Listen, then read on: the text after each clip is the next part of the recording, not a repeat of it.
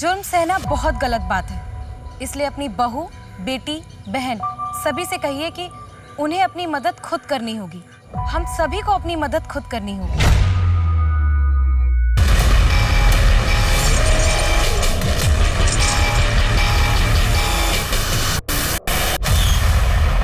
नमस्कार, मैं Ashutosh Rana crime petrol सतर्क के इस नए अध्याय शातिर क्रिमिनल्स में आप सभी का हार्दिक स्वागत करता हूं। आज मैं लेकर आया हूं एक ऐसे अपराधी की कहानी जो 15 सालों तक शराफत का मखौटा पहने हमारे और आपके बीच में छिपा रहा और खौफनाक अपराधों को अंजाम देता रहा। इस अपराधी का अपराध इतना जघन्य था कि देश के इतिहास के पन्नों में सबसे कुख्यात अपराधियों में इसका नाम शामिल हो गया।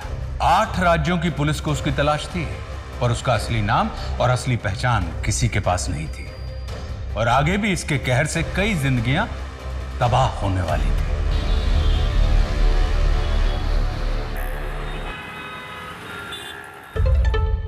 काय के 10 रुपए बे?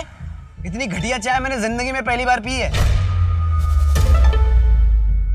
नहीं दे रहा पैसा, पकड़ इसको। भैया तो चाय देना। अरे मत लो मैडम, बहुत ही घटिया चाय बनाता है ये।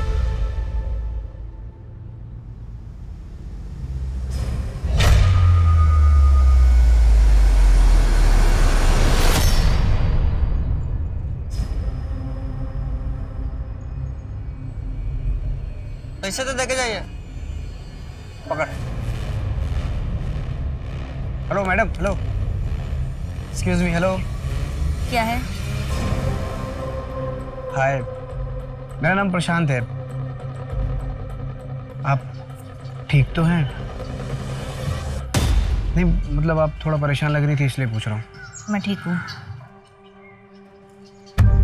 अरे मैडम, अरे हेलो हेलो हेलो, नाम नाम नाम, अरे नाम तो बता दो।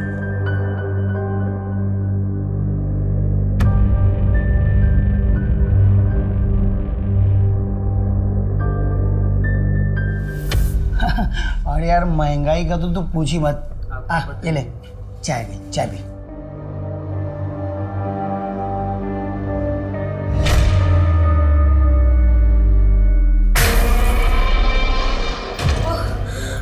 चाय ठंडी की भाई, चाय ठंडी की भाई। सॉरी। हाँ तो मैं क्या बात कर रहा था, महंगाई का। यार महंगाई में तो मैं परेशान हो गया हूँ। तू खड़ी क्यों है? तुझे पता नहीं क्या करना है? चल अपने कमरे में जा, चल।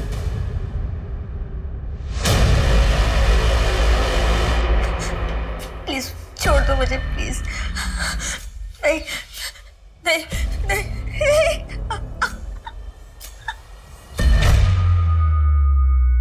अरे ये तू बेटा आ गई तू? ला बैग दे। वो तेरी फ्रेंड है ना रानी, वो आई थी, जाओ उसके साथ खेल के आओ। हाँ 1-1.5 घंटे में आ जाना।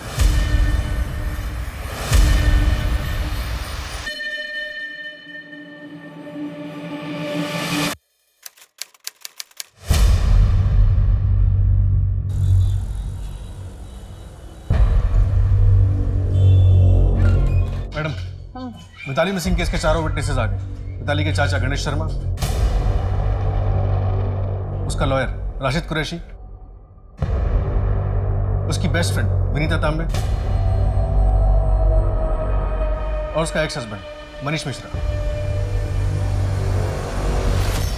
चाचा जी मुझे 3 लाख रुपयों की जरूरत है। मम्मी जी की बाईपास सर्जरी करवाना है। मैं करता हूं कुछ, 1-2 दिन का टाइम दे दे मुझे। 1-2 दिन?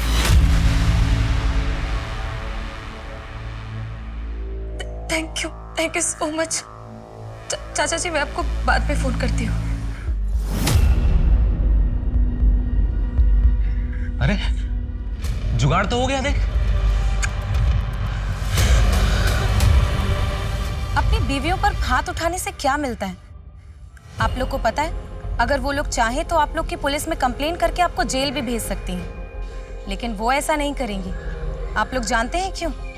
क्योंकि वो आपकी बहुत इज्जत करती हैं, लेकिन बदले में आप लोगों को भी थोड़ी इज्जत तो करनी चाहिए ना। वेरी गुड, आज के लिए इतना ही। हम कल सुबह 9 बजे मिलेंगे।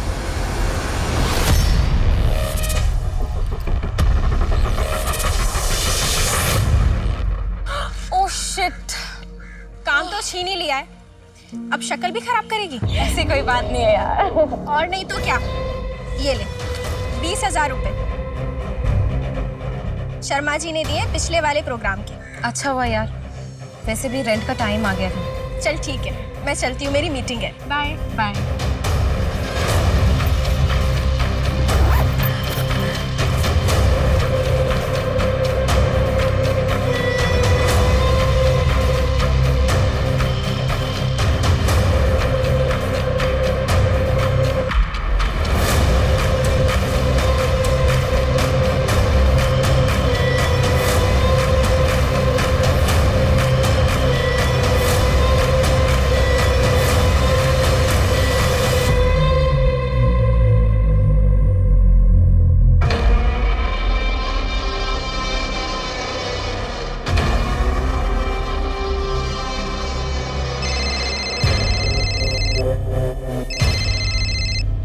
जी चाचा जी।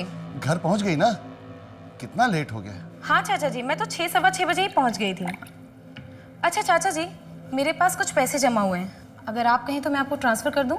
मिताली बेटा, कितनी बार बोला है कि पैसे वापस नहीं चाहिए। अगर तेरे पापा जिंदा होते और वो तेरी मदद करते तो क्या उन्हें भी पैसे लौटाती? नहीं ना, तो फिर क्यों पराया कर रही है? चाचा जी, ऐसी कोई बात नहीं है। अच्छा सुन, वो राशिद का फोन आया था, उसे कॉल कर ले। ठीक है, मैं राशिद से बात करती हूँ। बाय।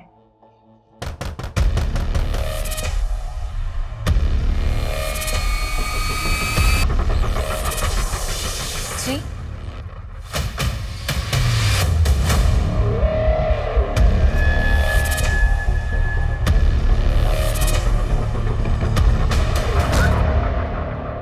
देखकर लग नहीं रहा कि यहाँ कोई स्ट्रगल हुआ है। लेकिन वो अपनी मर्जी से कहाँ जाएगी? विनीता ने बताया कि मिताली का एक लगेज बैग घर में नहीं है।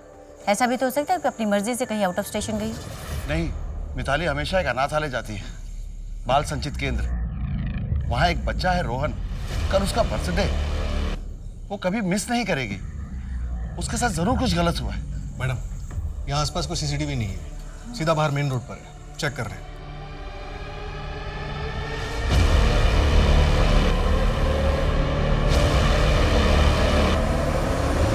नहीं, मेरे दिमाग में ऐसा कोई नहीं आ रहा है जो मिताली को नुकसान पहुंचा सके। क्यों? मिताली का पति मनीष, वो तो उसे नुकसान पहुंचा ही सकता है ना। मुझे नहीं लगता। उन दोनों के बीच में अनबन थी, वो दोनों म्यूचुअली डिवोर्स ले रहे थे और डिवोर्स हो भी रहा था, तो फिर मनीष क्यों अपने पैरों पे कुल्हाड़ी मारे? मिताली को गायब हुए 1 हफ्ता हो गया और आप लोग गलत जगह पर फंसे हुए। आपको मनीष में या मुझ में कुछ नहीं मिलेगा। क्या मैं जा सकता हूँ?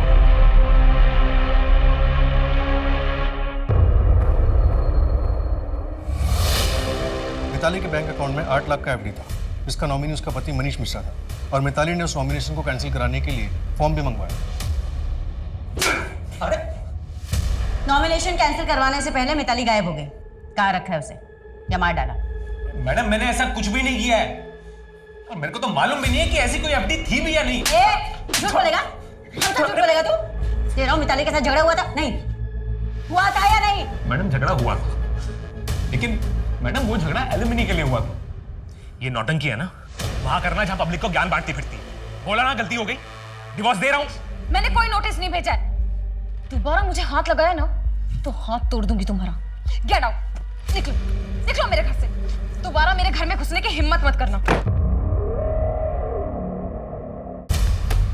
2 साल हो गए और अब तक डिवोर्स नहीं हुआ, ऊपर से ये एलिमनी का नाटक। तुमने किससे पूछकर ये नोटिस भेजा राशिद? इसमें तुम्हारा ही फायदा है। वो मनीष जो रातों रात अमीर बना है, वो तुम्हारे पैसों से बना है, तुम्हारे चाचा जी के पैसों से, जो तुम्हें लौटा नहीं, यही एलिमनी के पैसों से। चाचा जी के पैसे मैं खुद कमा कर लौटा दूंगी। मुझे जल्द से जल्द बस इस रिश्ते से आजादी चाहिए। ये जो तुमने एलिमनी का रायता फैलाया है ना, प्लीज उसे क्लियर करो।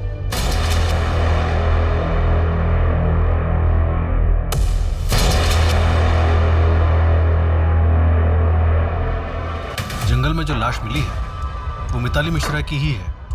ये मिताली के किडनैपिंग के 6 महीने बाद उसका मर्डर क्यों? उस वक्त मीडिया में ये केस काफी उछाला गया था, शायद इस मामले के ठंडा होने तक का इंतजार किया गया। हाँ पाठक, लेकिन मिताली जैसे स्ट्रांग लड़की को 6 महीने तक किडनैप करके रखना आसान बात नहीं। मिताली का रेप हुआ था और पोस्टमार्टम रिपोर्ट के अनुसार उसका मर्डर कल शाम 7 से 11 बजे के बीच। और सबसे अजीब बात है, उसकी बॉडी पे जो पेंट मिला है उसमें शराब मिक्स थी। ये कातिल जरूरत से ज्यादा शातिर। उसने डीएनए और फिंगरप्रिंट्स मिटाने के लिए पेंट और शराब दोनों का इस्तेमाल किया। पर किस ब्रांड का कुछ पता चला?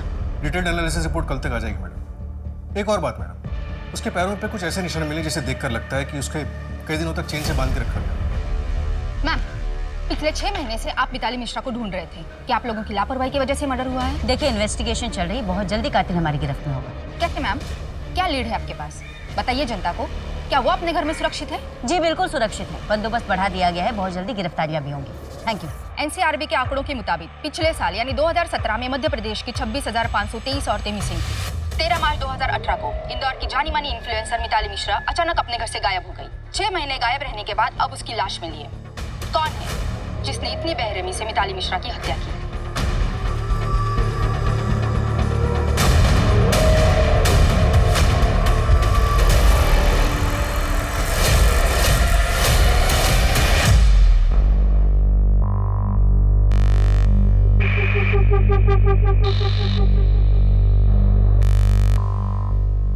सर इस कमरे का चाबी दो ना। अरे तुझे मना किया ना मैंने कि इस कमरे के अंदर नहीं जाना है। सर मैं तो सफाई के लिए जा रहा था। होगी तेरी सफाई, हाँ? कल आना भैया।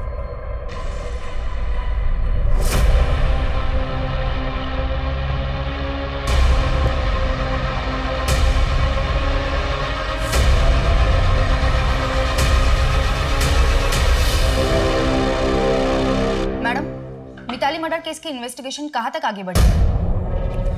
तुम्हारे जज्बे की दाद देती हूँ श्रद्धा, पर अच्छा होगा तुम ये सवाल प्रेस कॉन्फ्रेंस में करना। मैडम कोई तो बड़ी लीड दीजिए मुझे। बख्शी गैंग के बारे में मेरे पास एक टिप है। इन्फॉर्मेशन के बदले इन्फॉर्मेशन। क्या करें? बिना मतलब के आप लोग हम रिपोर्टर्स की मदद कहाँ करते हैं? मिताली अनाथालय जाती थी, बच्चों के साथ टाइम स्पेंड करती थी। ये क्या टिप है मैम? 6 महीने तक उसे कहाँ रखा गया था? उसके पैर पे चैन के मार्क्स है, मतलब बंदी बना के रखा था। वो जगह कौन सी होगी? और इस पे आपकी क्या थ्योरी है? ये इन्फॉर्मेशन तो हमने रिलीज नहीं की। मैडम हमारे भी तो सोर्स होते हैं। एक काम करो श्रद्धा, अनाथालय पर ह्यूमन स्टोरी कर लो। बीच इन्वेस्टिगेशन में इससे ज्यादा इन्फॉर्मेशन नहीं दे सकती। और अपनी टिप कांस्टेबल सिन्हा को दो। हाँ चंदन, इंदौर के जितने भी घर बंद हैं मुझे उन सबकी इन्फॉर्मेशन चाहिए, पुलिस के पहुंचने से पहले।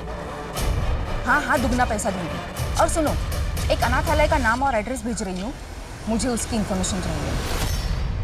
अचार डालूंगी क्या फैक्ट्री का? नहीं करनी है शादी मुझे इंदौर के किसी भी लड़के के साथ। अच्छा आप खुश हैं ना शादी करके? अब 1 साल में बच्चा भी हो जाएगा। लेकिन दीदी मुझे फैशन डिजाइनर बनना है। मैं इंदौर में सिर्फ अपना कोर्स करने के लिए रुकी हूँ यहाँ पे। इसके बाद मैं सीधा जाऊंगी मुंबई। तो इतने बड़े शहर में अकेली रह रही है, कल को कोई ऊंच नीच हो गई तो? घर वापस आ जाना दिशा। दीदी आप खुश होंगे ऐसी बंदिश की जिंदगी में, लेकिन मैं ऐसे नहीं रह सकती हूँ।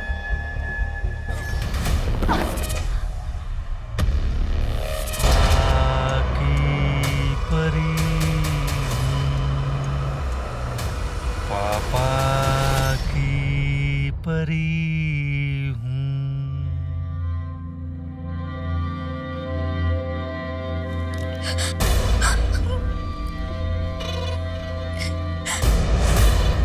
अरे पगली, तू रो क्यों रही है? चलो आंसू पोछो अपने।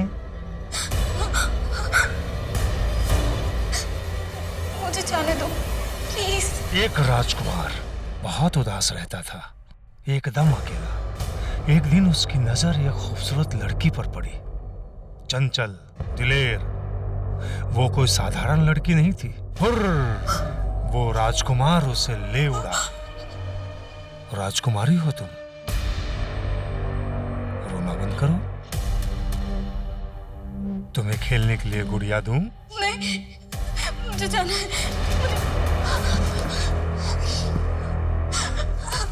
कितनी बार बोला रो मत। मैं तुम्हारे लिए एक गुड़िया लाया, खेलेगी? वो देख उधर। मैडम, फॉरेंसिक रिपोर्ट के मुताबिक ऑर्गेनिक पेंट यूज हुआ था, नेचुरल प्रोडक्ट से बना हुआ। ऐसे पेंट ज़्यादातर हरिद्वार और ऋषिकेश के बेल्ट में यूज़ किए जाते हैं। इसका मतलब इंदौर में इसका इस्तेमाल बहुत कम ही लोग करते होंगे। पता करो पाठक। और मैडम वो जो शराब पेंट में मिक्स की गई थी वो K9 ब्रांड का स्कॉच है। K9 स्कॉच काफ़ी महंगा ब्रांड है। पता करो पाठक, पिछले 2 हफ्तों में शराब कहाँ कहाँ गई।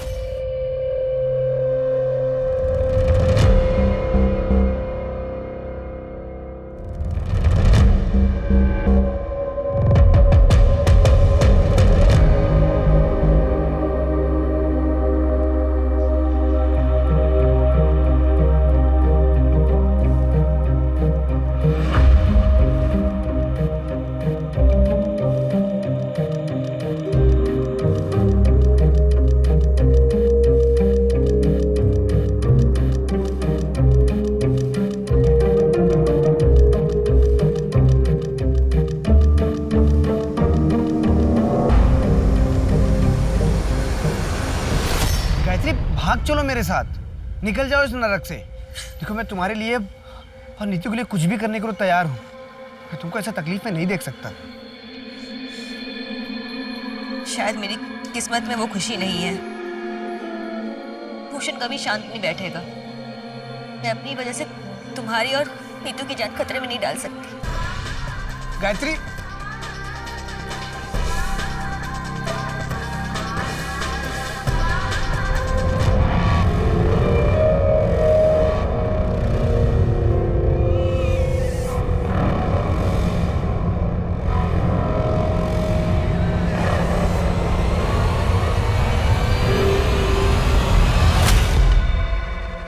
क्या रे, इतना टाइम लगता है आने के लिए?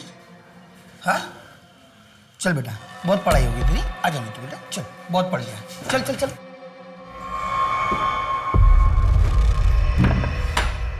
क्या रे, इतने सारे मर्द देता हूँ तुझे, फिर भी कम पड़ते हैं? फिर भी बाहर जाके मर्दों के हाथ गुलछड़ उड़ाती है। आज तुझे बताता हूँ असली मर्द क्या होता है।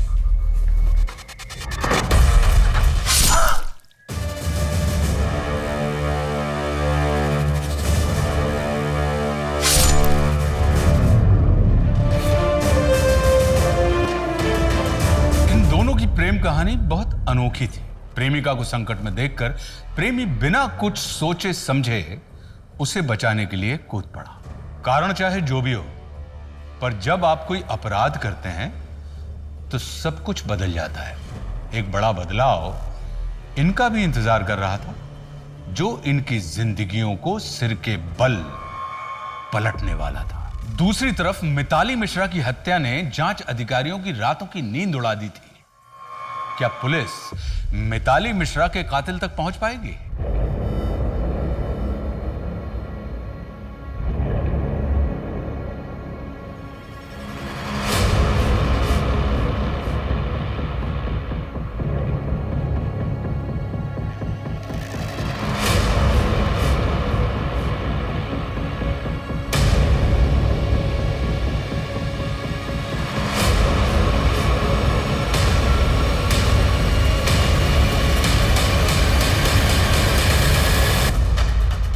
क्या बैग में?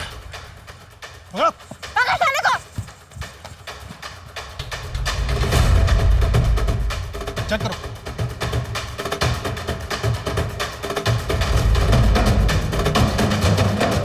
ये चलो।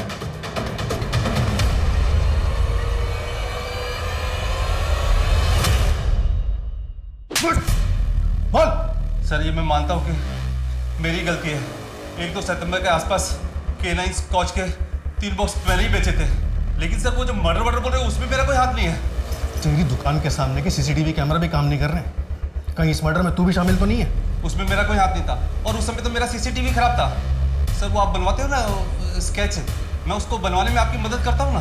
देख मेरा टाइम खराब किया ना तो तुझे ही इस केस में अंदर कर दूंगा। स्केच बनवाओ इससे।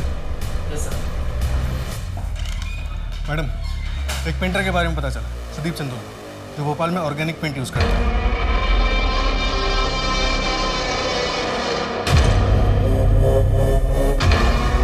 लेकिन 30 अगस्त से 6 सितंबर के बीच उसका भोपाल में एग्जीबिशन था। फिलहाल वो दिल्ली में किसी काम से, उससे कांटेक्ट होते ही अपडेट करता हूँ। भोपाल से इंदौर करीब 2 से ढाई घंटे का रास्ता है। एग्जीबिशन खत्म करके बॉडी डंप करने के लिए वो आराम से ट्रैवल कर सकता है ना?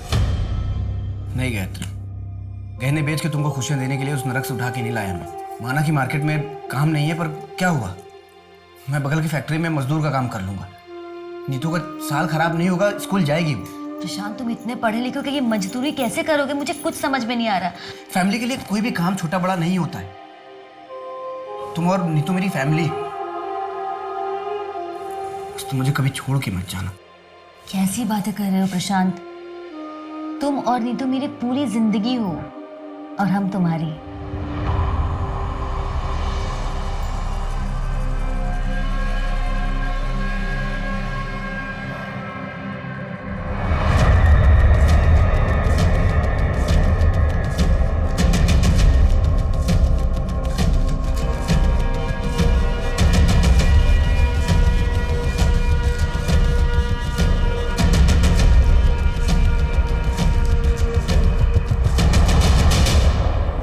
मैडम, हरिद्वार के खबरियों ने बताया कि सुदीप ने ये कला अपने गुरु माणिकलाल से सीखी थी।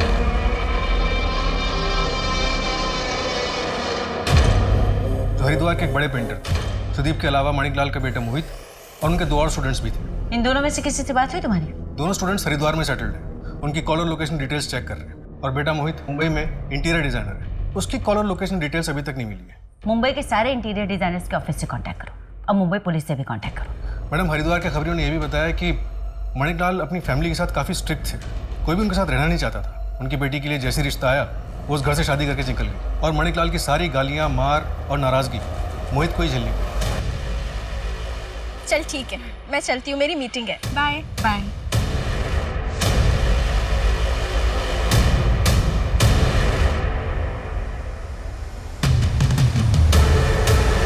देखिए, अभी तक कोई सॉलिड लीड नहीं मिली है, पर हम जल्द से जल्द कातिल को पकड़ने की कोशिश करेंगे।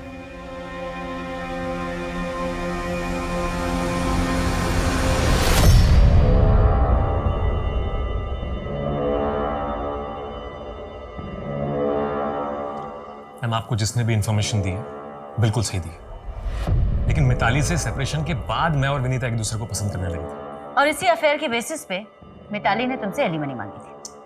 मैम, मिताली ने नहीं मांगी थी, वो जो लॉयर है ना राशिद, उसने मांगी थी। तुम टेंशन क्यों ले रहे हो? तुम भी मेरे दोस्त हो। तुम मेरा ख्याल रखो, मैं तुम्हारा रखूंगा। क्या मतलब? 5 लाख कैश, बाकी मैं सब हैंडल कर दूंगा। मिताली को शायद पता चल गया होगा, और अगर ये बात बाहर आती तो वो राशिद का लाइसेंस कैंसिल हो जाता। देखिए, मैं मानता हूं कि अपनी बीवी पे हाथ उठाना बहुत गलत था और मुझे अफसोस भी है इस बात का, लेकिन इस बात को 3 साल हो चुके हैं मैम। कई बार हमारा अतीत हमारे आज पर भारी पड़ता है।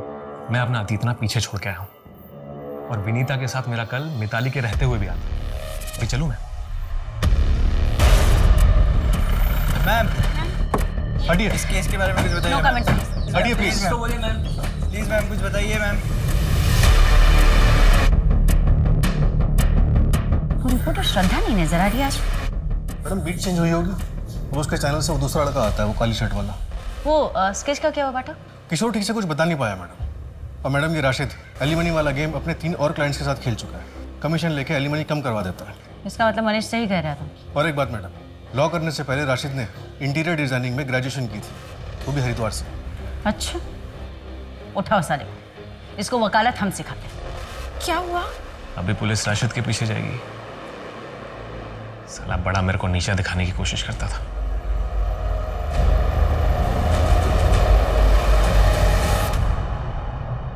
चाचा जी, आप ये कैसी बातें कर रहे हैं? मैं राशिद की वजह से डिवोर्स नहीं दे रही हूँ। आपको भी पता है मनीष कैसा है। कॉलेज टाइम से तुम और राशिद एक दूसरे को पसंद करते हो। चाचा जी, वो बहुत पुरानी बात है। तो फिर राशिद ने अब तक शादी क्यों नहीं की? 27-28 साल का ही है ना, कर लेगा शादी वो। शशिकांत अगर जिंदा होता तो वो भी तुम्हारे इस डिसीजन में तुम्हारा साथ देता, लेकिन दूसरे धर्म के लड़के के साथ।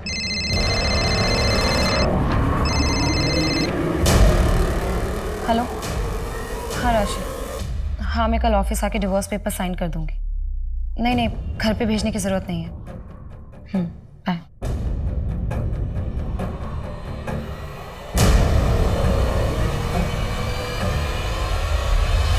मम्मी 6 साल से वापस नहीं आई।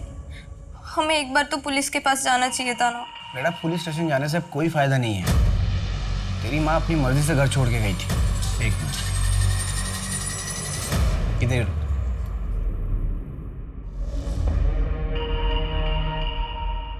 ये पढ़। गायत्री जाने से पहले चिट्ठी छोड़ गई थी। मैं जा रही हूँ प्रशांत, मुझे राजकुमार से प्यार हो गया। मैं तुम्हारे साथ खुश नहीं हूँ। मुझे ढूंढने की कोशिश मत करना और नीतू का ख्याल रखना, और हो सके तो उसे ये सच्चाई मत बताना।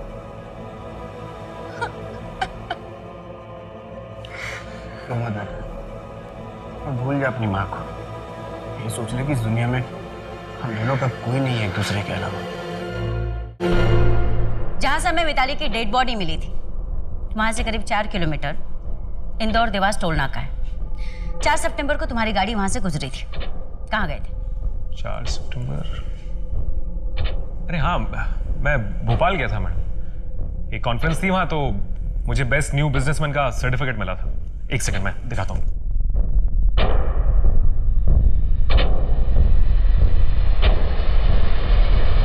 ये देखिए, ये सर्टिफिकेट, और ये 4 सितंबर को मैं गया था और ये 6 सितंबर को वापस आया।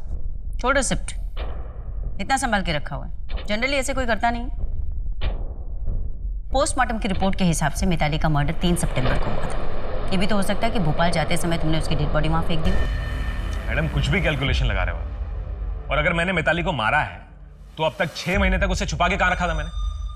यहाँ क्या है? वहां लॉक क्यों करके रखा है? खोलो। मैडम ये तो बस खोलोगे या वारंट लेकर आऊं?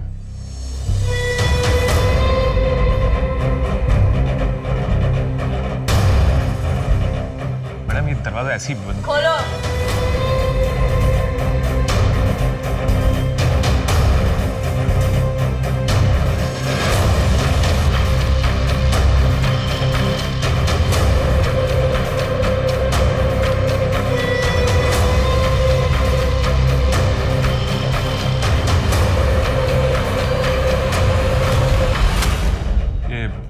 मिताली और मेरा कमरा था। अभी उसके जाने के बाद मैंने यहाँ लॉक लगा दिया। ये कपड़े पहन ले। मैं नहीं पहनूंगी, मुझे घर जाना है।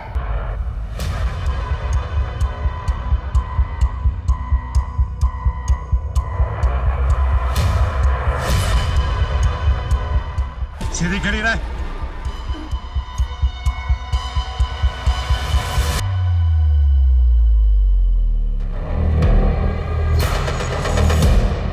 ऑलमोस्ट 6 महीने हो गए श्रद्धा को गायब। उसका कहीं कुछ पता नहीं चला अभी तक। हाँ मैडम, कल के न्यूज़ कॉन्फ्रेंस में श्रद्धा के न्यूज़ चैनल के किसी दूसरे रिपोर्टर से बात की, तब पता चला। मिताली मिश्रा और श्रद्धा सिंह है? मैडम कंफर्म नहीं बोल सकते। पीएस मार्ग थाने के कांस्टेबल के पास आया था तो उसने हमें भी भेज दिया चेक करने के लिए। श्रद्धा की हैंडराइटिंग मैच कर रहे हैं। ये पैसे किसने भेजे? मैडम हर महीने गुप्तदान होता था, इसलिए नाम के बारे में नहीं पता। कुरियर कंपनी से कॉन्टैक्ट हो गया, जूनी इंदौर ब्रांच से भेजा गया था, और रिटर्न एड्रेस मालगंज का था जो फेक है। ये दिशा? दिशा कौन? पता नहीं मैडम, मिसिंग कंप्लेंट्स चेक कर रहे हैं। एक काम करो पाठक, लावारिश लाशों की रिपोर्ट भी चेक करवाओ। ये GAY का मतलब क्या है? कोई नाम है या कोई क्लू? विक्टिम के साथ रेप हुआ था और वो 2 महीने की प्रेग्नेंट भी थी। ये दिशा हो सकती है। मैं दिशा नाम से चेक करता हूँ, शायद कुछ मिल जाए। मैडम मैंने सारे शहरों का डेटा निकलवाया उन सभी केसेस के बारे में जहाँ पे लड़कियाँ पहले लंबे टाइम तक गायब रहीं और फिर उनकी लाशें मिली और उनके पैर पे चेन से बंधे होने के निशान मिले। 2007 से 2009 के बीच सूरत से 8 लड़कियां और 2011 से 2014 के बीच नासिक से 11 लड़कियां गायब। 2014 से ये बंदा शांत था और अब 2018 में जाकर हमें मिताली की लाश मिली। यहाँ इंदौर से कितनी लड़कियां? इंदौर से 2 केसेस मिले हैं मैडम, एक मिताली का और एक ये जो शायद दिशा हो सकती है। ये सारे डेट्स देखकर लगता है पाठक कि बंदा सन की है। इसने एक साथ बहुत सारी लड़कियों को बंदी बनाकर रखा है। इसका मतलब इसके पास और भी लड़कियां हो सकती हैं। मैं इंदौर की सारी मिसिंग कंप्लेंट्स निकलवाता हूँ। उस वकील राशिद का क्या हुआ? अभी तक तो पता नहीं चला, लेकिन जल्दी पता चल जाएगा। मैडम तो लड़की दिशा ही है। मैंने फोटोग्राफ्स दिखा के पूछताछ की तो कंफर्म हुआ। दिशा गर्ल्स हॉस्टल में रहती थी सदर बाजार की और एक फैशन डिजाइन का कोर्स कर रही थी। आखिरी बार 2016 में देखा गया। मतलब 3 साल से लड़की किडनैप है। कोई बॉयफ्रेंड का चक्कर? नहीं मैडम, लेकिन ये सारी CCTV ग्रैप्स देखिए। ये सारी CCTV ग्रैप्स मिताली के इवेंट की और ये दिशा के इंस्टीट्यूट की, और दोनों में एक ही बात कॉमन है। इसमें एक आदमी नजर आ रहा है जो मिताली और दिशा को अपने मोबाइल फ़ोन से या तो शूट कर रहा है या फिर उनके फोटोग्राफ्स ले रहा है। यहाँ पर एक ही ब्रांड का मोबाइल फ़ोन है जो यूज़ किया गया, और हाथ पे ये 2 अंगूठियाँ हैं। मैंने ऑपोजिट डायरेक्शन का सीसीटीवी फुटेज भी चेक किया, पर वहाँ पे भी इस आदमी का चेहरा नज़र नहीं आ रहा। एक काम करो पाठक, इंदौर के सभी मोबाइल की दुकानों से इस ब्रांड के सेल लिस्ट निकलवाओ। पुलिस 3 दिनों तक रात दिन मोबाइल के सेल लिस्ट के आधार पर पूरे शहर और आसपास के इलाकों में छानबीन करती रही। अब भी कम से कम 250 लोगों के घरों में पूछताछ बाकी है।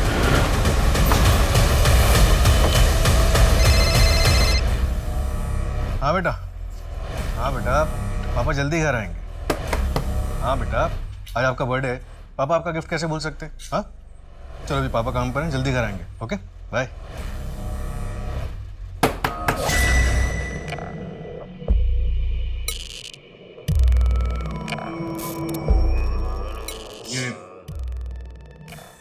ये मोबाइल आप यूज करते हैं? नहीं तो क्या हुआ? ये घर किसके नाम पे रजिस्टर है? मेरी वाइफ पल्लवी के नाम पे। फोन भी वही इस्तेमाल करती है। अभी दिल्ली में है, अगले महीने आएगी। एक गिलास पानी मिलेगा? जी बिल्कुल।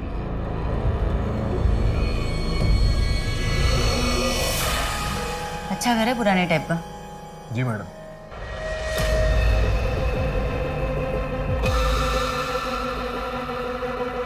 ऐसे नहीं लग रहा पाठक कि इस अलमारी को बार बार यहाँ से घसीटा गया? हाँ मैडम, लग तो रहा है। खिसका के देखो।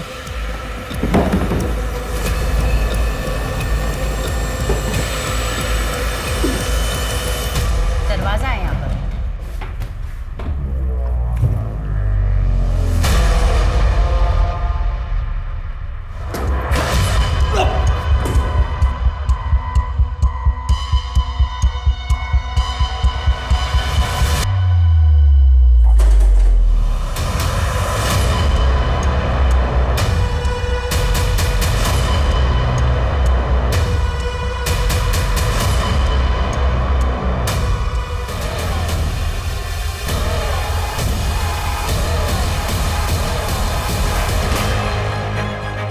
तुम लोग डरो मत, तुम लोग बिल्कुल सेफ। फॉरेंसिक टीम को बुला, बॉडी को पोस्टमार्टम के लिए भेजो। आज चलो। प्रशांत सुनसान रास्तों से लड़कियों को उठाता, फिर एक नया शहर, नई पहचान और नए बंदी।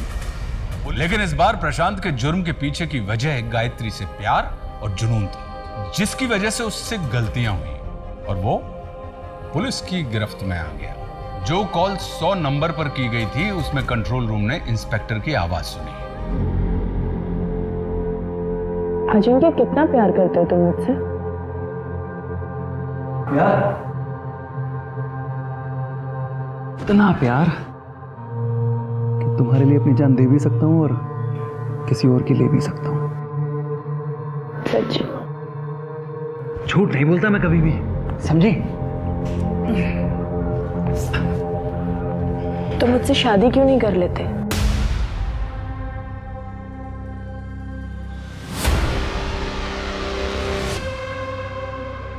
कहना और करना दोनों कितनी अलग अलग बातें होती है ना अजिंक्य। तुम मेरे साथ जीना सीख लो। जान लेना जान देना दूर की बात है।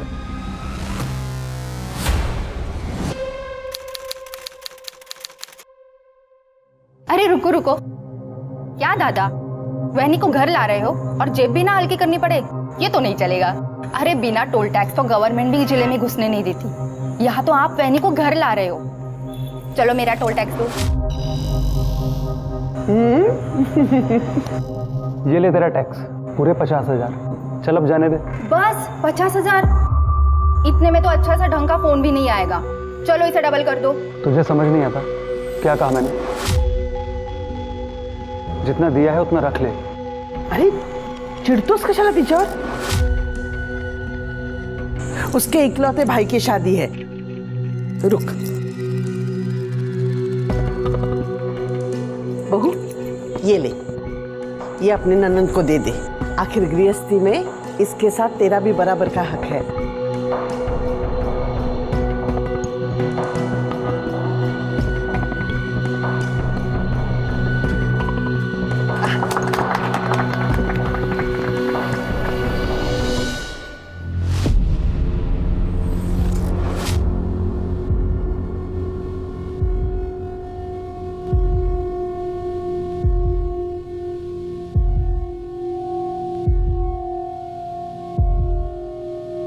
तुम्हें कोई प्रॉब्लम तो नहीं है ना? एक्चुअली मैं बहुत थक गया हूँ, सोना चाहता हूँ।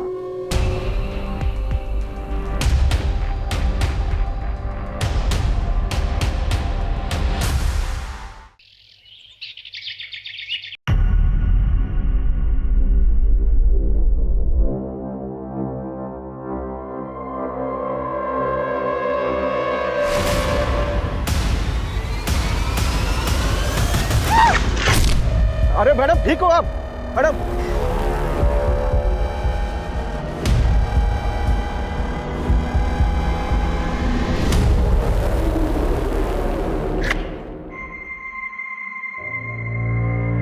क्या हुआ ताज?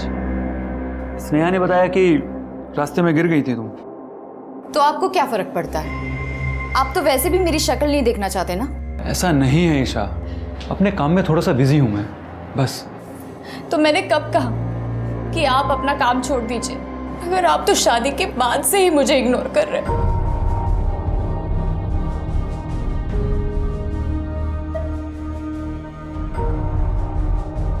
ईशा,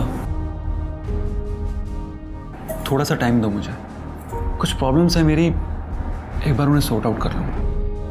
अजिंक्य, मुझ में कुछ कमी है क्या? पसंद नहीं हूं मैं आपको? ऐसा नहीं है। ईशा, ईशा, ईशा, सुबह फ्लाइट है मेरी, मुंबई जाना है मुझे, जल्दी उठना है, तो सोने जा रहा हूं। अजिंक्य,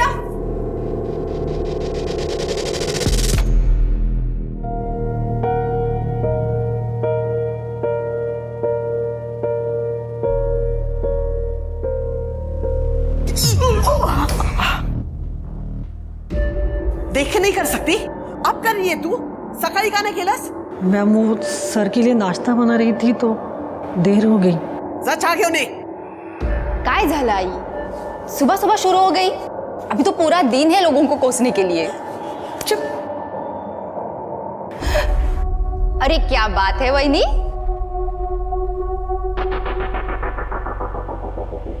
सच बताइए, कल रात दादा ने आपको सोने नहीं दिया ना, इसलिए आपकी नींद लेट खुली ना? वैसे दादा है कहाँ? कई दिनों से नहीं दिखे। सुबह उठेगी तो पता चलेगा ना। हाँ, ऑफिस गया है वो, तसा तुमचा डोळा तर दुपारपर्यंत उघडतच नाही।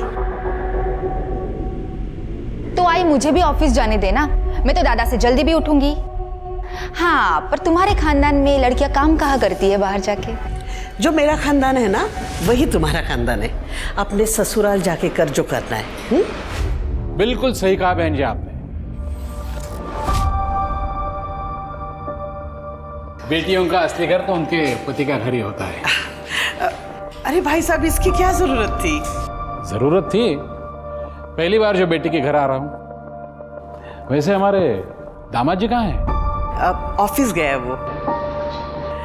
तुम्ही बसा ना, बस। हाँ, नमस्ते। हॅलो, क्या ना बाबा, बस। बड़ा कशी आहेस तो? सब कुछ ठीक तो है ना? कहीं प्रॉब्लम नहीं है ना? एकदम ठीक हूँ बाबा, वो रात को नींद पूरी नहीं हुई ना, इसीलिए।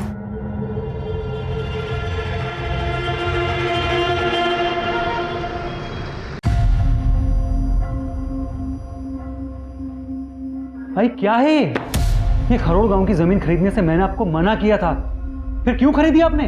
अमित ने अपने सोर्सेज से कंफर्म कर लिया है, वहां गवर्नमेंट का बहुत बड़ा पावर प्लांट लगने वाला है, जमीनों के दाम बढ़ने वाले हैं। ये अमित, इसकी बात पर आपको मुझसे ज्यादा भरोसा है। इसको तो मैं भी छोड़।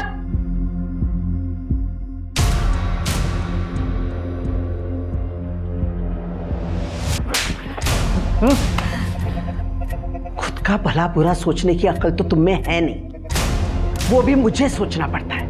मेरा जितना भला आपको करना था ना, अब कर चुके हो। अब कम से कम मुझे अपनी मन की कर लेने दो। करो। किसने रोका है? अरे आपने रोका है, और किसने रोका है? क्या?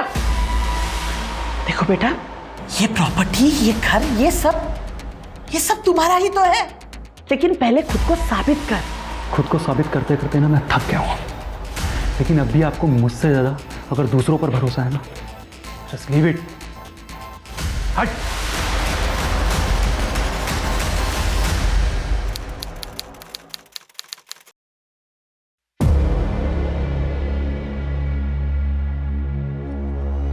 अच्छा एक बात बता, ये जो तेरा भाई है, अगर ये वापस ही नहीं आया तो तेरी तो मौज ही मौज, सारी प्रॉपर्टी तेरी। कुछ भी बोलते हो यार।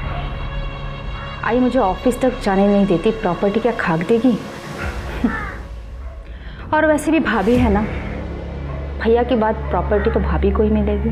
चलो भाभी को आधी प्रॉपर्टी मिल गई, बाकी बची हुई प्रॉपर्टी तो तेरी हुई। 1 रुपया नहीं मिलेगा मुझे आसानी से, कुछ तो करना पड़ेगा उसके लिए।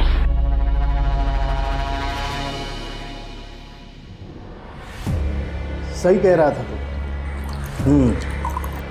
अगर लड़की का भाई वापस ही नहीं आया तो प्रॉपर्टी तो उसी की होगी। मामा मैं मजाक कर रहा था। लेकिन सच कह रहा था। लेकिन एक बात गलत बोली, प्रॉपर्टी अगर लेनी है तो पूरी ले, आधा हिस्सा भाभी को भी क्यों दे रहा?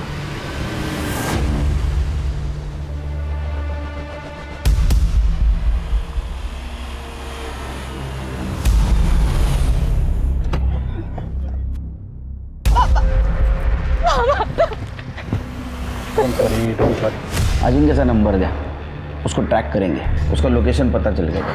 अब अरे सर इसकी कोई जरूरत नहीं, मैंने कहा ना आपसे अजिंक्य वापस आ जाएगा। आई 15 दिन से गायब हो, 10 दिन से उनका फोन बंद है और आपको कोई टेंशन नहीं हो रही है? अगर आपकी बात हुई अजिंक्य से? नहीं। बहुत रिलैक्स नजर आ रही हैं। कहीं फंसा होगा, किसी प्रॉब्लम में होगा, उसका नंबर ट्रैक करेंगे प्रिकॉशन के तौर पर। नंबर दीजिए, उसका फोटो भी देना। सही फोटो उनका। चलिए।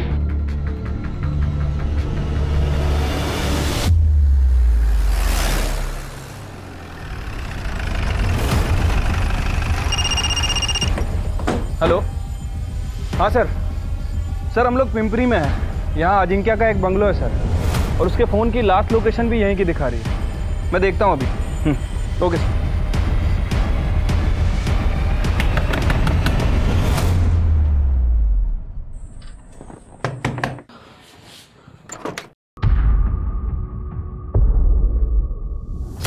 अजिंक्य को बुलाओ।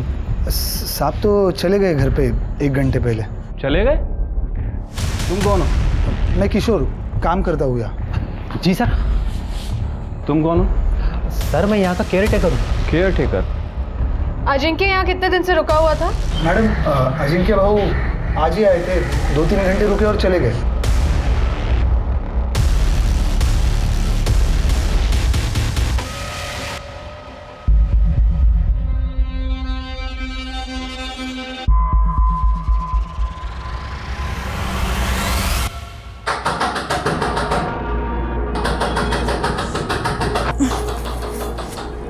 अजिंक्य कहाँ चले गए थे आप? मैं कितना डर गई थी।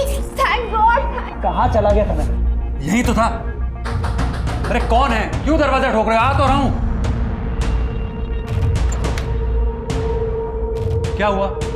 दादा बाहर पुलिस आ गया था। सर मैंने आपको पहले ही कहा था, मेरा बेटा घूमने गया, गायब नहीं हुआ। ये तो मेरी बहू फालतू में घबरा गई। अजिंक्य इसके बाद में जब बाहर घूमने जाओगे तो घर पे इन्फॉर्म करना। चलो थैंक यू। सीरियसली ईशा, तुमने ये पुलिस को इन्फॉर्म कर दिया? लेकिन आप गायब थे, आपका फोन भी नहीं लग रहा था। मैं बहुत डर गई थी। बच्चा नहीं हूं मैं, अपना ख्याल खुद रख सकता हूं। और आइंदा से अगर तुमने मेरे किसी भी मामले में दखल देने की कोशिश की तो मैं तुम्हारा... बस बेटा, तुम अपने कमरे में जाओ।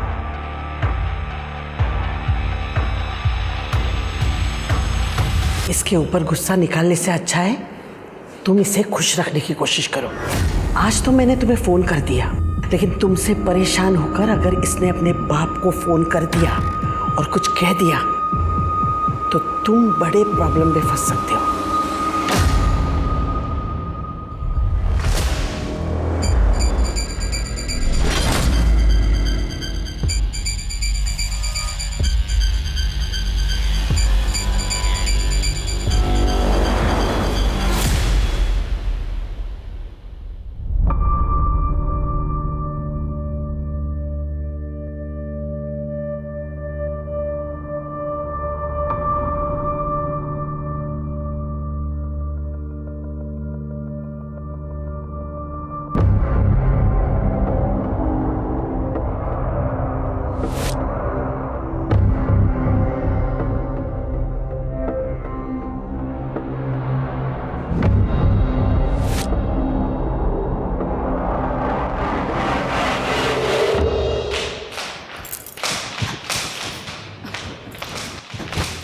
आई। क्या हुआ बेटा, इतनी परेशान क्यों है? आई वो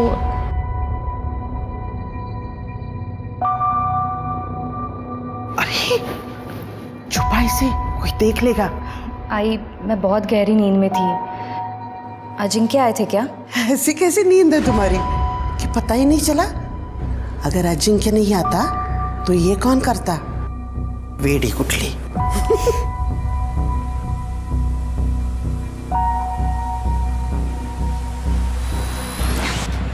थैंक्स।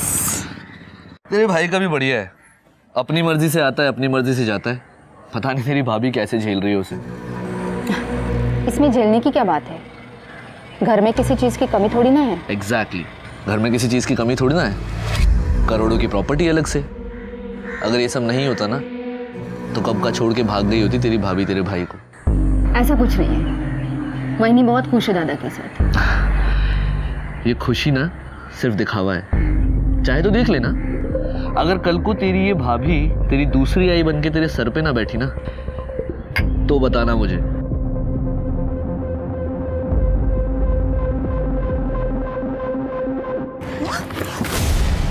प्लीज मेरी बेटी को बचा लो, सिर्फ तुम्हें मेरी बेटी को बचा सकती हो। कौन है आप और कौन है आपकी बेटी? पागल हो गई है क्या? पहले ये तो बता मामला क्या है, कौन है तेरी बेटी? हटिए पीछे हटिए। आइए मैडम, मैडम आइए, आप आइए। बैठिए बैठिए, हटिए यहाँ से।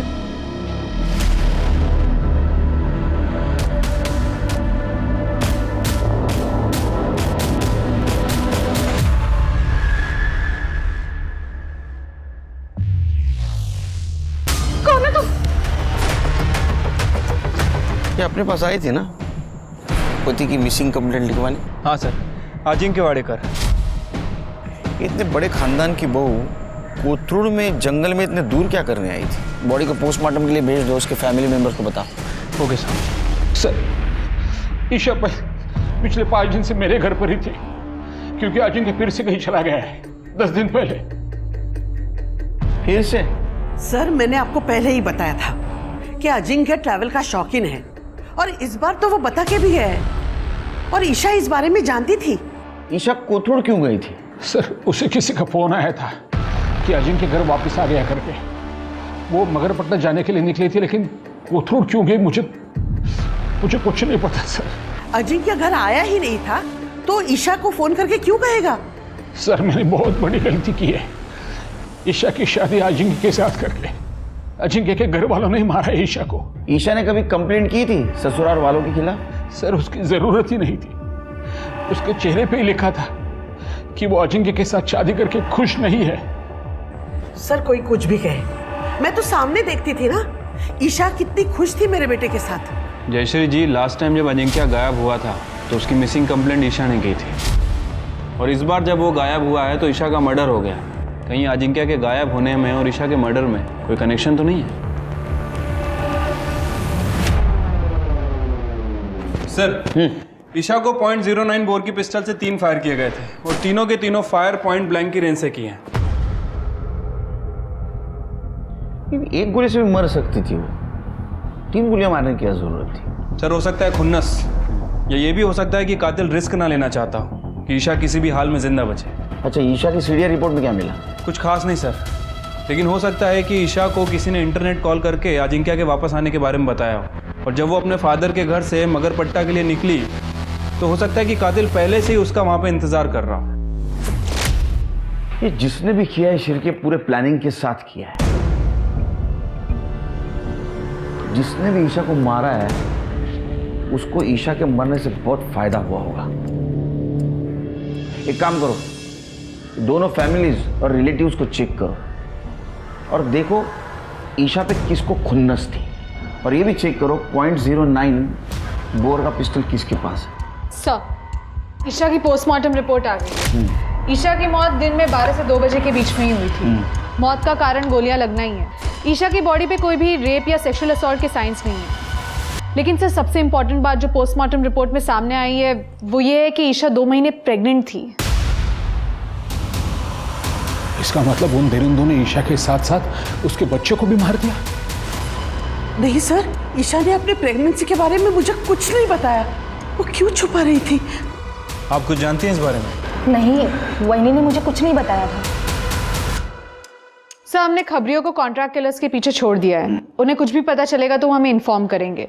और सर, जहाँ तक बात है ईशा की फैमिली की, तो ईशा की फैमिली में किसी के पास भी .09 बोर की पिस्टल नहीं है। सर, मुझे तो शुरू से ही दाल में कुछ काला लग रहा था। शिरकी, दाल में काला नहीं, पूरी दाल काली है। एक काम करो शिरकी, ये ईशा का थरोली इन्वेस्टिगेशन करो।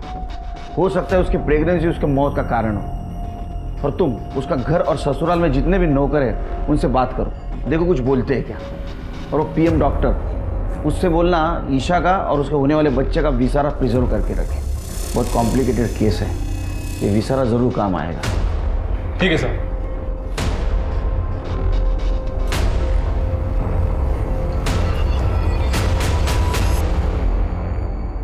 सर, वाडेकर फैमिली के बारे में एक इंटरेस्टिंग बात पता चली है। सर, लगभग 20 साल पहले जयश्री वाडेकर के पति प्रभात वाडेकर की गोली मारकर हत्या कर दी गई थी। और सर, हत्या के बाद जयश्री ने गांव की पूरी ज़मीन बेच के पुणे शहर में ज़मीन खरीदी। और आज जयश्री का जो बिजनेस एम्पायर है वो पुणे की ज़मीन के बढ़ते रेट की वजह से है। इसका मतलब 20 साल पहले पति की हत्या और अभी बहू की हत्या। इतना ही नहीं सर, अजिंक्य और उसकी फैमिली जितना अपने आप को दूध का दूल्हा बता रहे हैं, शायद वो उतना दूध के दूल्हे है नहीं सर। मतलब? सर, करीब 3 महीने पहले जवार थाने में एक लड़की सुनिधि तांबे को किडनैप करने की एनसी फाइल की गई थी अजिंक्य के अगेंस्ट। पुलिस इस केस को इन्वेस्टिगेट करना शुरू भी करे उसके पहले ही एनसी वापस ले ली गई। किसने एनसी की? सुनिधि तांबे की माँ रजनी ने। वो अजिंक्य हमारे पास जमीन खरीदने आया था, पर जमीन खरीदते खरीदते उसने मेरी बच्ची को अपने प्यार के जाल में फंसा लिया सर। तो मुझसे शादी क्यों नहीं कर लेते? और जब उसका मन भर गया तो किसी और से शादी कर ली उस अजिंक्य ने। मेरी बेटी को वहीं पे छोड़ देता तो चल जाता, पर नहीं, पैसे और अपनी ताकत के दम पर वो मेरी बेटी को उठा के लेके गया।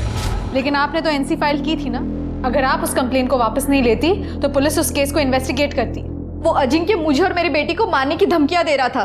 वो तो मेरी बेटी ने मेरी खातिर बोला कि वो कंप्लेंट वापस ले ले। सुनिधि को बुलाइए, हमें उससे बात करनी है। ती घरात कुठे है? वो अजिंक्य के पास ही है अभी तक। क्या? एड्रेस दीजिए उसका। शहर के बाद जो पिंपरी है ना, वहाँ पे उसका बंगला है। मेरी बेटी वही है। पिंपरी में? हाँ सर, यही मैडम तो थी जो अजिंक्य साहब के साथ रहती थी यहीं पर, मगर 8-10 दिन पहले साहब के साथ यहाँ तक चली गई। ये मैडम को कभी देख के ऐसा लगा कि वो अजिंक्य के साथ ज़बरदस्ती रह रही है? नहीं सर, ऐसा तो ज़बरदस्ती मुझे कुछ नहीं लगा। दोनों पार्क में साथ में बैठते थे, सुबह शाम घूमने जाया करते थे, कभी कभी बाहर भी जाते थे। Are you sure इन दोनों के बीच में कभी कोई गड़बड़ नहीं थी?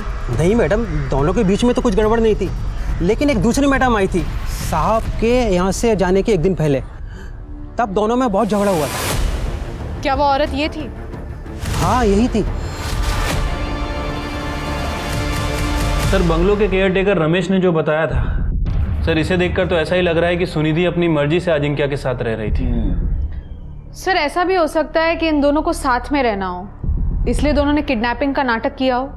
लेकिन जब सुनिधि की माँ रजनी ने पुलिस में कंप्लेंट फाइल की तो जान का खतरा बताकर सुनिधि ने अपनी माँ के पास से कंप्लेंट वापस करवा ली। सर, ये दूसरा वीडियो। पॉसिबिलिटी है, क्योंकि ईशा अजिंक्य से लड़ने गई थी और उसने उसको पुलिस की धमकी दे दी, और नेक्स्ट डे अजिंक्य और सुनिधि दोनों गायब हो गए, और अब ईशा को रास्ते से हटा दिया। लेकिन शिरके, इतना सब उसके लाइफ में मैटर चल रहा था कि जयश्री जी को पता नहीं था। सर, ये बात तो ईशा के फादर को भी नहीं पता थी। क्या झगड़े के वक्त से ही अपने फादर के साथ रह रही थी, ना तो उसने प्रेगनेंसी की बात अपने फादर को बताई और ना ही सुनिधि के बारे में। और सबसे इम्पोर्टेंट बात, ये बंगला और अजिंक्य और सुनिधि के बारे में ईशा को बताया किसने? सर, इस बारे में मैंने जयश्री जी से बात की थी। सर, सुनिधि के साथ मेरे बेटे ने अपना रिश्ता कब का खत्म कर लिया था, और अब आप कह रहे हैं कि मेरे बेटे ने सुनिधि को जबरदस्ती अपने साथ रखा था। मेरे लिए तो पेपर्स ओके हैं, एक बार क्रॉस चेक करवा के डॉक्यूमेंटेशन के लिए भेज दो। Okay ma'am. बेटा जी? मैडम ने पेपर भेजे डॉक्यूमेंटेशन से पहले देखने के लिए। आपने देख लिया ना? हाँ ओके। तो भेज दीजिए डॉक्यूमेंटेशन के लिए। मैं आप पे कैसे डाउट कर सकती हूँ? आखिर हमें ही तो एक दूसरे का ख्याल रखना है। वाडेकर परिवार में शक्ति का केंद्र बदल चुका था। हर बार अजिंक्य की वापसी का भरोसा रखने वाली जयश्री ने इस बार अजिंक्य की वापसी का इंतजार ना करके अपने स्वाभाविक उत्तराधिकारी के तौर पर स्नेहा को चुन लिया था, जबकि वो हमेशा लड़कियों के काम करने के खिलाफ रही थी। क्या उसे कुछ ऐसा पता था जो अपने उत्तराधिकारी का चुनाव करना उसकी मजबूरी बन गई थी?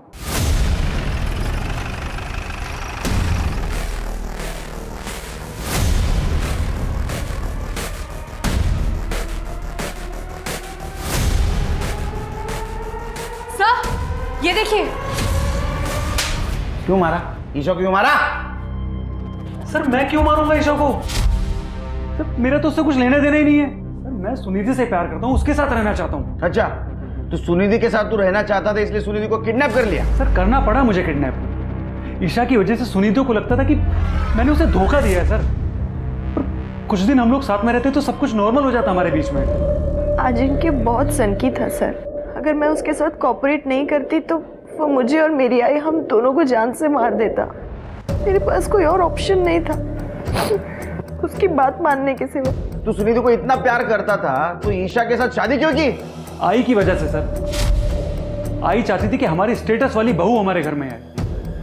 उन्होंने मजबूर किया मुझे ईशा से शादी करने के लिए। सर मैंने तो उम्मीद ही छोड़ दी थी कि अजिंक्य मुझे कभी जाने भी देगा, लेकिन कुछ दिन पहले उसकी बीवी ईशा बंगलों पर आ गई थी।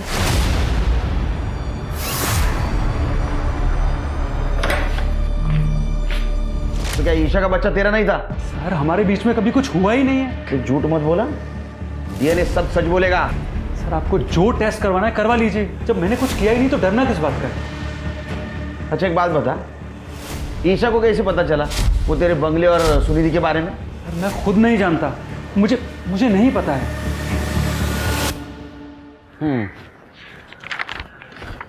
सर अजिंक्य के फ़ोन लोकेशन के हिसाब से पिछले 2-3 महीने में उसकी फ़ोन की लोकेशन वाडेकर हाउस में बहुत कम रही है सर।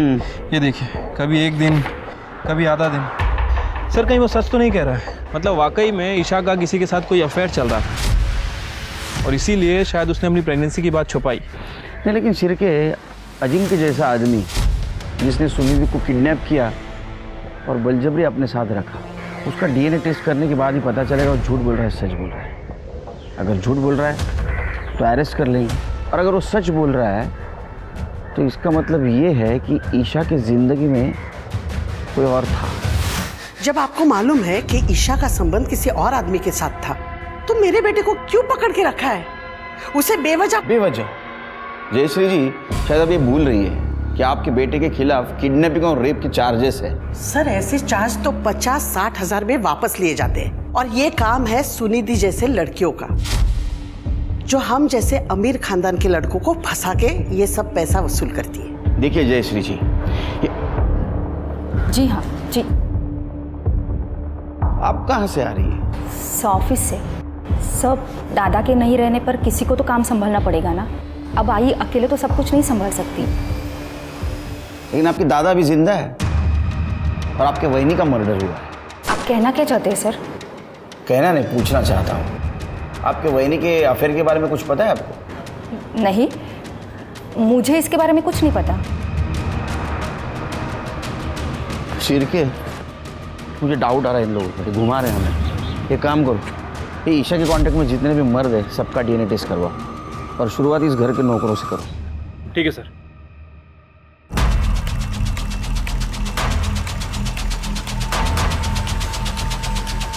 डर क्यों रहा है? नहीं सर। कुछ किया? नहीं सर, मैंने कुछ नहीं किया। अब कौन बचा? सर नीलेश, जयश्री जी का खास। सर सारा सामान डीएनए के लिए भेज दो और बोलना रिपोर्ट जल्द से जल्दी दो। ठीक है सर। सर डीएनए की जरूरत नहीं है। ईशा वाहिनी के होने वाले बच्चे का बाप मैं ही हूँ सर। इंस्पेक्टर साहब अरेस्ट करना इसे। अपनी पोल खुलने की वजह से इसी ने मेरी बहू को मारा और इसकी सजा मेरा बेटा भुगत रहा है। ये क्या बात कर रही हो मैडम आप? आपके कहने पर ही तो वहिनी के साथ सो रहा था मैं, ताकि वहिनी को ये लगे कि उसके साथ अजिंक्य सो रहा है। क्यों? शर्म नहीं आती? क्यों झूठ बोल रहा है? क्यों झूठ बोल रहा है? ये झूठ बोल रहा है इंस्पेक्टर साहब, ये झूठ बोल रहा है। सर मैं सही कह रहा हूँ, मैडम के कहने पर ही मैं किया था, जिसे मैडम वहिनी के दूध में डालकर उसको बेहोश करती थी।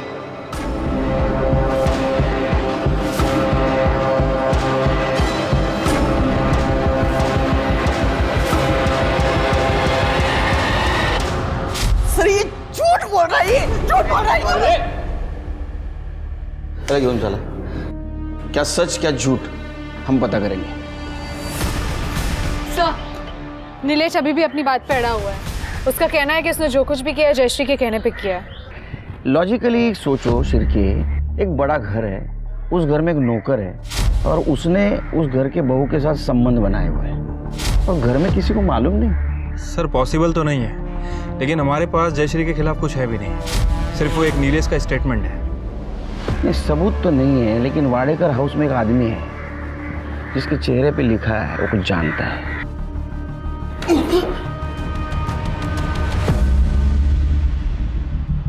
देखो, कुत्ता कितना भी वफादार क्यों न हो, वो पागल हो जाता है ना तो मालिक उसको गोली मार देता है। मेरा इन सब से कुछ लेना देना नहीं है साहब। ये तेरी शक्ल तो कुछ अलग बोल रही है रे, कुछ जानता है। देख अभी बता दे, टाइम है तेरे पास, वरना मेरा हाथ घूमना शुरू हो गया ना तो घड़ी का कांटा घूमना बंद हो जाता है। साहब वो बुढ़िया सुनिधि की अम्मा, उसने वहिनी के ऊपर हमला किया था। पहले क्यों नहीं बताया रे? साहब अगर मैंने पहले बता दिया होता तो मुझे मैडम के बारे में भी बताना पड़ता। वो वहिनी ने बताया था मैडम को वो बुढ़िया के हमले के बारे में। कोई भी ऐरी गहरी औरत रास्ते में तुम्हें मिलके कुछ भी कह दे और तुम घर पे आके झगड़ा करोगे? परनाई, रोड पे कितने सारे लोग थे, उसने किसी से कुछ नहीं बोला, सिर्फ मुझे ही क्यों कहा कि मेरे पति से उसकी बेटी को बचाओ। मुझे कैसे पता चलेगा? नहीं सर, ईशा ने मुझे उस औरत का फोटो नहीं दिखाया था, तो मैं कैसे पहचानती कि वो सुनिधि की माँ है? और दूसरी बात, अजिंक्य के बताए हुए धोखे में मैं थी कि उसका सुनिधि के साथ रिश्ता खत्म हुआ। फिर मैं कैसे गेस करती कि ये क्या मामला है? अगर अजिंक्य ने वाकई तुम्हारी बेटी की जिंदगी बर्बाद की थी तो इसमें ईशा की क्या गलती थी? उस ईशा के साथ शादी करने के बाद अजिंक्य ने मेरी बेटी को दूसरी औरत का दर्जा दिया था, जो मैं कभी भी बर्दाश्त नहीं कर सकती थी मैडम। इसीलिए मैंने ईशा को मारने की कोशिश की थी।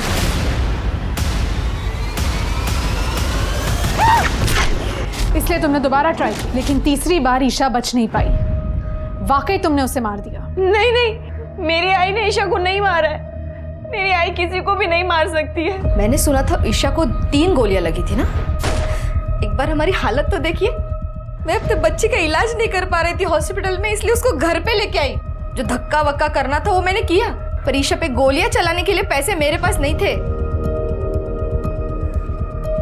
मैडम लेके जा रहे हो? मैडम छोड़ो मैडम, मैंने कुछ नहीं किया। मेरी आई ने कुछ नहीं किया है। सर ये जयश्री कभी नहीं चाहती थी कि स्नेहा बिजनेस में दखल अंदाजी दे, लेकिन अब ये स्नेहा बिजनेस में दखल अंदाजी देने लगी है।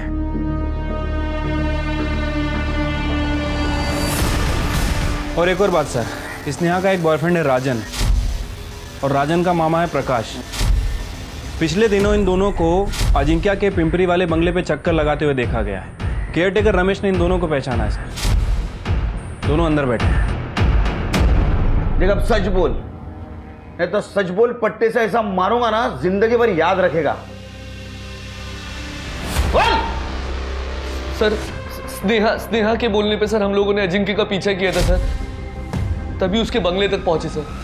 स्नेहा जी, आपके दादा का पीछा आप आपके बॉयफ्रेंड से क्यों करवा रही थी?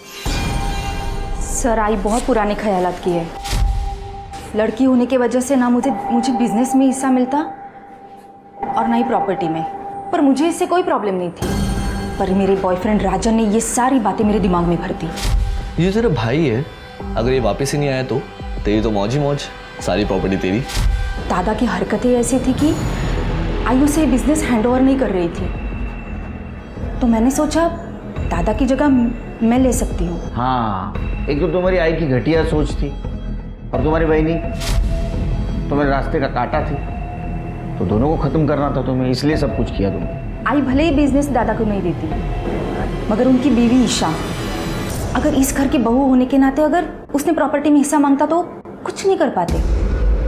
और दूसरा, मुझे बिजनेस ज्वाइन करना था, पर इसके लिए आई को मनाना बहुत मुश्किल था। पर मेरी किस्मत अच्छी थी कि ये दोनों प्रॉब्लम का सलूशन खुद चलकर मेरे पास आया।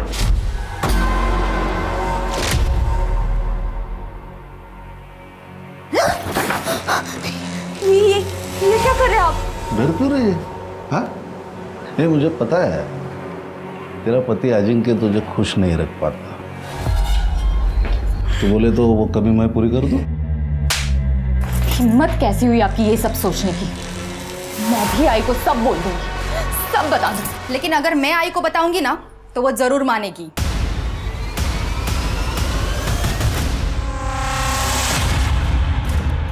तो ये है तुम्हारा सॉल्यूशन? सर, आई अमित अंकल पर खुद से भी ज्यादा भरोसा करती थी और इनकी गर्दन मेरे हाथ में थी, इसलिए मैंने इनको ब्लैकमेल किया ताकि वो आई को मनाए मेरी तरफ से बिजनेस ज्वाइन करने के लिए। तूने ईशा को इसलिए मरवाया ताकि तेरे करतूतों के बारे में जयश्री को पता ना चले, और तूने इसको इसलिए हेल्प की ताकि सारी प्रॉपर्टी तेरे नाम पे हो जाए। नहीं सर, मैं ब्लैकमेल कर सकती हूँ लेकिन किसी का खून नहीं। मैंने वही को रास्ते से हटाने के लिए उनके साथ माइंड गेम खेला था। इतनी अच्छी जिंदगी है आपकी, क्यों बर्बाद कर रही हो उसे? छोड़ दो ना दादा को। वेडिया है इसका तू? शादी हो चुकी है मेरी, जिसकी कोई वैल्यू ही नहीं है उनको। मैंने वहीनी को दादा और सुनिधि के बारे में सब कुछ बताया था, पर उन्होंने मुझसे सबूत मांगे अपनी बात साबित करने के लिए। इसलिए मैंने राजन से कहकर दादा का पीछा करवाया और सुनिधि का एड्रेस निकाला और भाभी को दे दिया। वहीनी ने अपनी आंखों से सारी सच्चाई देखी थी, मगर किसी से कुछ नहीं कहा, और अगर मैं किसी से कुछ कहती तो दादा ही मुझे जान से मार देते। इसलिए मैं भी चुप बैठी। स्नेहा भी यही बात रिपीट कर रही थी और मुझे भी ये बात परेशान कर रही थी। अगर उस दिन ईशा ने अजिंक्य और सुनिधि का झगड़ा देखा तो उसने किसी को बताया क्यों नहीं? झगड़ा कितनी तारीख को हुआ था? सर 5 तारीख को। तुरंत 5 तारीख का ईशा का मोबाइल लोकेशन और कॉल डिटेल्स निकालो और देखो वो कहाँ गई थी, किससे बात की, किससे मिली, सब डिटेल्स निकालो। सर। अरे नीलेश और अजिंक्य, उनकी डीएनए रिपोर्ट का क्या हुआ? Sir we on it. Good. Sir, Prabhat Wadekar याद है? हाँ, जयश्री का पति। सर, ये उसी की केस फाइल है।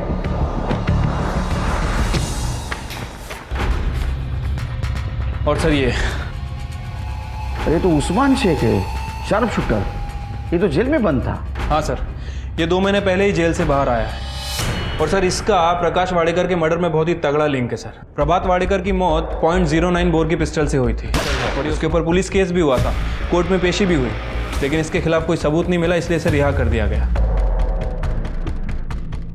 ईशा का मर्डर हुआ उस दिन इसके फोन की लोकेशन 12 बजे से 1 बजे के बीच कोथरूड की है। शेर के गुड वर्क।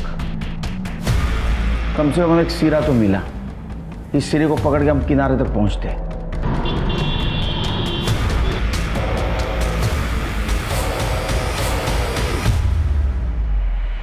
जयश्री जी, आपने झूठ बोला हमसे। नंबर 1, नीलेश आपके लिए काम नहीं करता, और नंबर 2, ईशा के प्रेगनेंसी के बारे में आपको पता नहीं था। फिर तो बकवास कर रहे हैं आप। आपने झूठ बोला, इसका सबूत है हमारे पास। किरण, बता इनको क्या देखा था उस दिन। डरो मत। मैंने तुम्हें अपने बहू के साथ सिर्फ सोने के लिए कहा था ताकि वो अजिंक्य के धोखे में रहे। तुमने उससे प्रेग्नेंट कर दिया, इडियट। गलती होगी मैडम।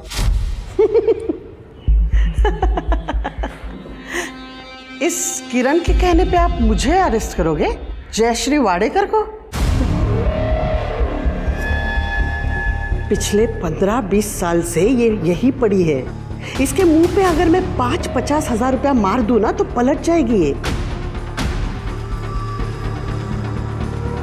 फिर क्या करोगे आप? फिर हम आपके पति प्रभात वाडेकर का केस ओपन करेंगे, जिसको 20 साल पहले आपने सुपारी देकर मरवाया था उस्मान शेख के हाथों से, और अब ईशा को मरवाया है उसी के हाथों से। इतना काफी है ना? Climax police station. ये रहा उस्मान, पहचाना ना इसको? और ये रही उस्मान की गन जिससे तूने ईशा और प्रभात वाडेकर को मरवाया था, और ये रही कैश जो तूने उस्मान को सुपारी के तौर पे दी थी। इसका कन्फेशन और स्टेटमेंट भी हमारे पास। अरे मेन प्रूफ तो बताना भूल ही गया, आप दोनों का मोबाइल जिसमें उस्मान ने फोटो भेजी थी ईशा की मर्डर के बाद कंफर्मेशन के तौर पे। तुम दोनों तो डिलीट कर दी थी, लेकिन हमारी फॉरेंसिक टीम बहुत होशियार है, उन्होंने रिकवर कर ली। अब बताओ, चुप रहने से कोई फायदा नहीं, सच क्या है बताओ। नीलेश के जरिए ईशा को बेवकूफ बनाने का मेरा प्लान एकदम परफेक्ट था, लेकिन उस गधे ने ईशा को प्रेग्नेंट कर दिया। और जब मेरे बेटे अजिंक्य ने ईशा को सच्चाई बताई तो ईशा सीधा मेरे पास आई। बेटा अजिंक्य अभी गुस्से में है, इसलिए ऐसे बोल दिया होगा।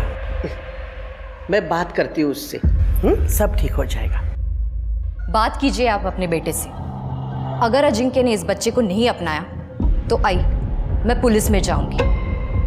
अगर ईशा पुलिस के पास चली जाती तो मेरा बेटा अजिंक्य किडनैपिंग के केस में फंस जाता। और अगर मैं अजिंक्य को मना भी लेती ईशा के साथ रहने के लिए, तो भी जयश्री वाडेकर का वारिस एक नौकर का बच्चा कैसे हो सकता था?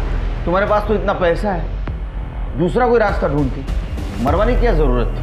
अगर मैं ईशा को बच्चा गिरवाने कहती तो उसे डाउट हो जाता और मेरे बिछाए हुए जाल में मैं खुद फंस जाती। वैसे भी मेरा बेटा अजिंक्य सुनिधि के साथ खुश रहता था, तो ईशा का और उसके बच्चे का मेरे घर में क्या काम था? इसलिए मैंने खोट अजिंक्य में नहीं है, तुम्हारे परवरिश में। तो ऐसा निकलेगा ही। चार्जशीट बनाओ। औरत को मर्द से कम समझना, पुरुष है तो उसकी हर गलती को छुपाना और औरत को बार बार उसकी सही हद याद दिलाना, ये पितृसत्ता है जो जयश्री में कूट कूट कर भरी हुई थी। अजिंक्य उसके घर का चिराग था, जबकि स्नेहा पराये घर की अमानत। परिवार के नाम और प्रतिष्ठा के लिए जयश्री ने अजिंक्य को ईशा से शादी करने के लिए मजबूर जरूर किया, मगर अजिंक्य खुश रहे इसलिए उसने उसे घर से बाहर कुछ भी करने की खुली छूट दे दी थी। अपने बेटे के गलत कामों की पोल ना खुले, इसलिए जयश्री ने ईशा के साथ नीलेश के जरिए जो किया था वो बहुत ही गंदा था। और आखिर में जब ईशा जयश्री के पापों के जीते जागते सबूत को जन्म देने वाली थी, तो जयश्री ने उसे रास्ते से ही हटा दिया। बराबरी का समाज भारत में आज भी बहुत दूर का सपना है, लेकिन ये दूरी हमें धीरे धीरे ही सही तय तो करनी ही होगी, तभी हम दुनिया के सामने एक प्रगतिशील और उन्नत समाज होने का दावा कर सकेंगे। अब मैं आशुतोष राणा आपसे विदा लेता हूं। हम फिर मिलेंगे एक ऐसी ही कहानी के साथ जो आपको रखेगी सतर्क और जिंदगी को सुरक्षित। तब तक अपना और अपने परिवार का ख्याल रखिए और देखते रहिए क्राइम पेट्रोल सतर्क। जय हिंद। क्राइम पेट्रोल के और भी दिलचस्प कहानी देखने के लिए हमारे चैनल को सब्सक्राइब करें और बेल आइकॉन दबाना न भूलें।